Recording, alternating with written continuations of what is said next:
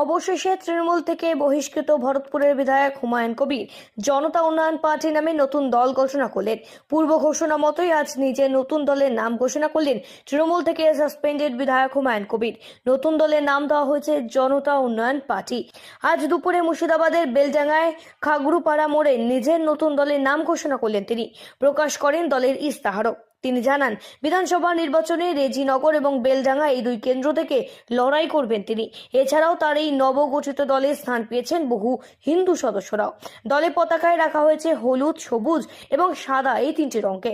দলের নাম ঘোষণার সাথে সাথে মঞ্চ জুড়ে উঠতে দেখা যায় নবগঠিত এই দলের নাম লেখা পতাকাও। সবাই ভিড় ছিল চোখে পড়বার মতো। আর সেই সঙ্গে হুমায়ুনের জনতা উন্নয়ন পার্টির নাম ঘোষণার জন্য আয়োজিত এই দিনের এই অনুষ্ঠানের মঞ্চে দেখা যায় তৃণমূলের বহু বিক্ষুব্ধ নেতা নেতৃত্বদের।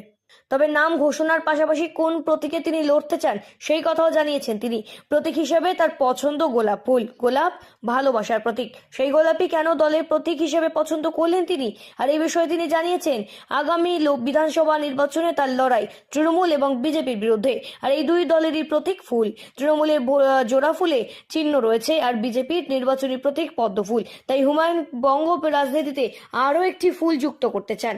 দুই দলের বিরুদ্ধে লড়তে চান গোলাপ নিয়ে। ব্যুরো রিপোর্ট, সঠিক বার্তা।